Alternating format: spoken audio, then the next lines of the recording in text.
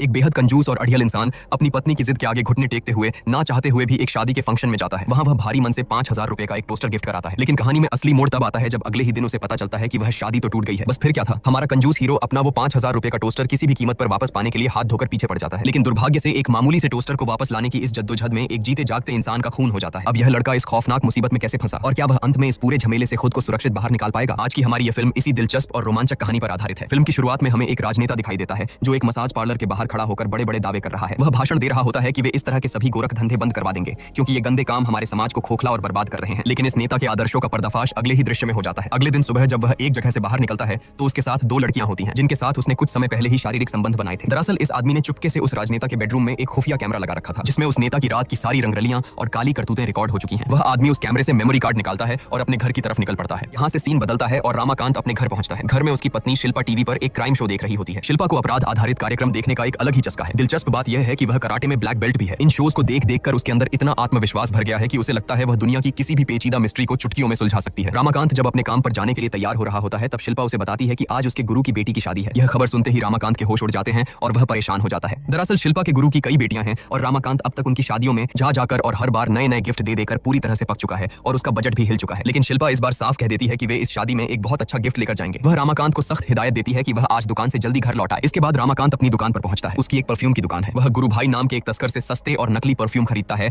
और उन्हें अपनी दुकान पर ग्राहकों को असली बताकर महंगे दामों में चिपका देता है। शाम होते ही शिल्पा उसकी दुकान पर आ धमकती है और फिर दोनों पति पत्नी शादी का वह शानदार गिफ्ट खरीदने के लिए बाजार की तरफ निकल पड़ते हैं। रामाकांत ने अपने मन में पूरा जुगाड़ लगा रखा था कि वह अपनी ही दुकान से कोई छोटी सी और सस्ती परफ्यूम की बोतल ले जाकर शादी में गिफ्ट कर देगा। लेकिन शिल्पा उसकी इस कंजूसी को पकड़ लेती है और उसे जबरदस्ती एक बड़े शोरूम में ले जाती है। शोरूम में काफी खोजबीन के बाद शिल्पा का दिल 5,000 रुपए के एक शानदार टोस्टर पर आ जाता है। वह जिद और मिन्नतें करके रामाकांत से वह टोस्टर खरीदवा ही लेती है। अपनी आंखों के सामने 5,000 रुपए खर्च होते देख रामाकांत के तो जैसे प्राण ही निकल जाते हैं क्योंकि वह सपने में भी किसी को इतना महंगा गिफ्ट देने की नहीं सोच सकता था। लेकिन पत्नी के आगे बेचारे की एक ना चली। इसके बाद दोनों पति पत्नी शादी के फंक्शन में पहुंचते हैं। रामाकांत की नजरें पूरे समय बस अपने उस 5,000 के टोस्टर पर ही टिकी रहती हैं। अपने पैसों को वसूल करने के चक्कर में रामाकांत शादी में मौका पाकर इतना ठूस ठूस कर खाना खाता है कि बस पूछिए मत। उसके दिमाग में बस एक ही कैलकुलेशन चल रही होती है कि कैसे भी करके 5,000 रुपए का खाना तो पेट में डाल ही लिया जाए। दूसरी तरफ कहानी में एक नया ट्रैक शुरू होता है। हमें गिलन दिखाई देता है। पता चलता है कि वह उसी राजनेता को ब्लैकमेल कर रहा है। गिलन नेता से कहता है कि अगर वह नहीं चाहता कि उसकी गंदी करतूतों वाला वीडियो इंटरनेट पर वायरल हो तो उसे एक बहुत बड़ी रकम देनी होगी। इस पर वह नेता घबराकर कहता है कि उसका एक आदमी आकर गिलन से मिलेगा और आगे की डील पक्की करेगा। अगले दिन शिल्पा रामाकांत को एक चौंकाने वाली खबर देती है कि उसके गुरु की बेटी की शादी टूट गई है। दरअसल शादी वाले दिन ही दूल्हे की पूर्व प्रेमिका वहां आ धमकी और सबसे बड़ा धमाका तो यह था कि वह गर्भवती थी। इस भारी हंगामे और ड्रामे के बाद शादी का टूटना तो तय ही था। यह पूरी दर्दनाक कहानी सुनकर रामाकांत गहरी चिंता में डूब जाता है। लेकिन आपको क्या लगता है, उसे गुरु की बेटी का दुख सता रहा था? बिल्कुल नहीं। उसकी टेंशन का इकलौता कारण था वह 5,000 रुपए का टोस्टर। वह सोच में पड़ जाता है कि शादी टूट गई है तो क्या उसका इतना महंगा गिफ्ट ऐसे ही पानी में चला जाएगा? शिल्पा रामाकांत से कहती है कि उन्हें गुरुजी के घर जाकर उन्हें सांत्वना देनी चाहिए। रामाकांत बहाना बनाते हुए कहता है कि हम वहां बाद में जाएंगे और फिर बड़ी ही चालाकी से वह अकेला ही गुरुजी के घर पहुंच जाता है। वहां जाकर वह दुख जताने का नाटक करते करते बातों ही बातों में बेशर्मी से पूछ बैठता है कि उसका वो 5,000 वाला टोस्टर आखिर कहां रखा है। गुरु की पत्नी बताती है कि शादी टूटने के दुख में उन्होंने आए हुए सारे गिफ्ट्स पास के ही एक अनाथ आश्रम में दान कर दिए हैं। यह सुनकर रामाकांत का खून खौल उठता है और वह बेशर्मी की सारी हदें पार करते हुए उन्हें ही खरी खोटी सुनाने लगता है। रामाकांत की इस घटिया और पागलों वाली हरकत को देखकर गुरुजी को भयंकर गुस्सा आ जाता है और वे उसे बेइज्जत करके अपने घर से बाहर निकाल देते हैं। रामाकांत को कुछ समझ नहीं आता कि अब वह क्या करे, लेकिन किसी भी कीमत पर उसे अपना 5,000 रुपए का टोस्टर वापस चाहिए ही था। इसलिए बिना एक पल की भी देरी किए वह सीधा उस अनाथ आश्रम पहुंच जाता है। वहां जाकर वह जो नजारा देखता है उसे देखकर उसके सीने पर सांप लौट जाते हैं।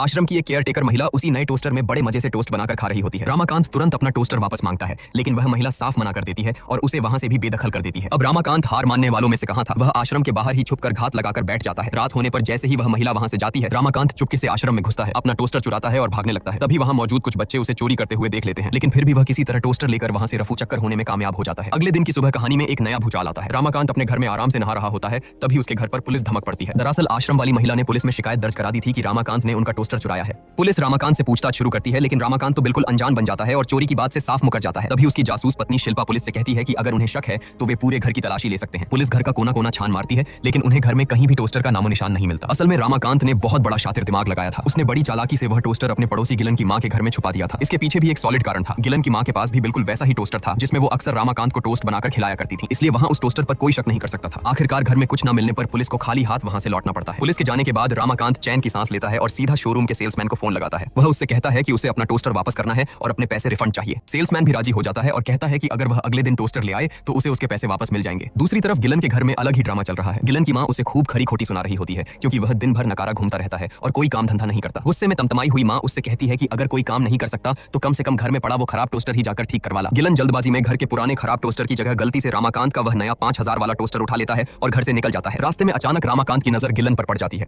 जैसे ही वह देखता है कि उसकी जान से प्यारा टोस्टर गिलन के हाथों में है, वह छुपते छुपाते उसका पीछा करने लगता है। असल में गिलन टोस्टर ठीक कराने नहीं बल्कि उसी भ्रष्ट राजनेता के गुंडे से मिलने जा रहा था। वहां वह आदमी गिलन को खुली और खौफनाक धमकी देता है कि अगर उसने वो वीडियो तुरंत डिलीट नहीं किया तो उसका भयानक एक्सीडेंट हो सकता है या उसे सीधा मौत के घाट उतारा जा सकता है। यह सुनकर गिलन के पसीने छूट जाते हैं। डर के मारे कांपता हुआ गिलन भागकर घर लौटता है। वह किसी भी तरह उस सबूत को बचाना चाहता है, इसलिए वह उस खुफिया मेमोरी कार्ड को उसी टोस्टर की नीचे वाली प्लेट के अंदर खिसकाकर छिपा देता है। इसके तुरंत बाद कहानी में एक बेहद दुखद मोड़ आता है। अचानक गिलन की मां का निधन हो जाता है। अपनी मां को इस तरह अचानक खोने के बाद गिलन बुरी तरह टूट जाता है और गहरे सदमे में चला जाता है। लेकिन हमारे महाकंजूस रामाकांत को किसी के दुख दर्द से भला क्या लेना देना। वह भी शोक जताने के बहाने गिलन के घर पहुंचता है, लेकिन उसकी गिद्ध जैसी नजरें उस मातम के माहौल में भी सिर्फ और सिर्फ अपना टोस्टर ढूंढ रही होती हैं। इधर उधर झांकने के बाद आखिरकार उसे घर के अंदर एक कोने में वह टोस्टर मिल ही जाता है। जैसे ही रामाकांत टोस्टर उठाकर चुपके से वहां से खिसकने की कोशिश करता है, गिलन उसे देख लेता है और उसका रास्ता रोक लेता है। गिलन गुस्से और घबराहट में रामाकांत से कहता है कि तुम ये टोस्टर लेकर कहां जा रहे हो? तुम इसे यहां से कहीं नहीं ले जा सकते। रामाकांत को लगता है कि गिलन टोस्टर के लिए बहस कर रहा है, लेकिन असल वजह तो कुछ और ही थी। गिलन जानता था कि उसकी जान बचाने वाला और उस नेता की पोल खोलने वाला वो बेशकीमती मेमोरी कार्ड उसी टोस्टर के अंदर छिपा हुआ है। इससे पहले कि उन दोनों के बीच हाथापाई या कोई बड़ा तमाशा होता,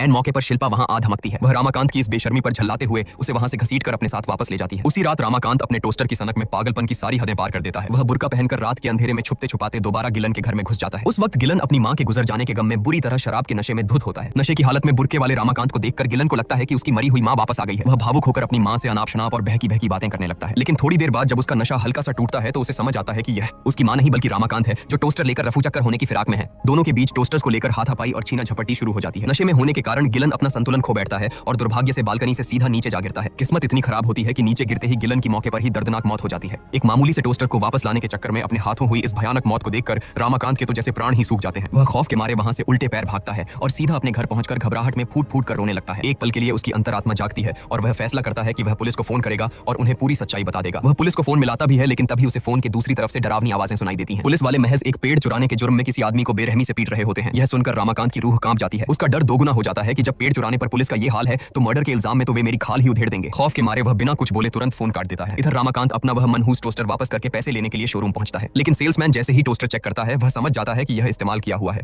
इसलिए वह रिफंड देने से साफ मना कर देता है। अब रामाकांत अपनी कंजूसी की सारी हदें पार करते हुए सेल्समैन को रिश्वत के तौर पर मात्र 10 रुपए थमाने की कोशिश करता है। 5000 के टोस्टर के लिए 10 रुपए की रिश्वत देखकर कर्मचारियों का दिमाग भड़क जाता है और वे रामाकांत को बुरी तरह जलील करके शोरूम से बाहर निकाल देते हैं। इधर रामाकांत इस बात से भयंकर टेंशन में था कि उसका टोस्टर वापस नहीं हुआ और उसके 5000 रुपए डूब गए। लेकिन उसकी यह छोटी सी टेंशन तब एक भयानक खौफ में बदल जाती है जब उसके फोन पर अचानक एक अनजान नंबर से मैसेज आता है। उस मैसेज में एक वीडियो क्लिप थी। जब रामाकांत वह वीडियो प्ले करता है तो उसके होश उड़ जाते हैं। उस वीडियो में साफ दिख रहा था कि रामाकांत और गिलन के बीच छत पर हाथापाई हो रही है और गिलन बालकनी से नीचे गिर रहा है। यानी रात के अंधेरे में किसी ने रामाकांत का वह खौफनाक कारनामा अपने कैमरे में कैद कर लिया था और अब वो अनजान शख्स रामाकांत को ब्लैकमेल कर रहा है। मर्डर का अपना ही वीडियो देखकर रामाकांत के तो जैसे प्राण ही पखेरु हो जाते हैं। डर के मारे कांपते हाथों से वह उस अनजान नंबर पर मैसेज करता है और पूछता है कि आखिर उन्हें उससे क्या चाहिए। जवाब में उसे तुरंत एक मैसेज आता है जिसमें उसे फ्लैट नंबर 206 में आने के लिए कहा जाता है। रामाकांत बिना एक पल गवाए खौफ में डूबा हुआ उस फ्लैट में पहुंचता है, लेकिन अंदर कदम रखते ही उसके होश उड़ जाते हैं, क्योंकि वह फ्लैट किसी खतरनाक गुंडे का नहीं बल्कि उनकी सोसाइटी में रहने वाली मालिनी आंटी का था। असल में मालिनी आंटी रामाकांत पर पूरी तरह से फिदा थी। वह काफी समय से उस पर लाइन मार रही थी और अब इस वीडियो के बहाने उन्होंने रामाकांत को अपने जाल में फंसा लिया।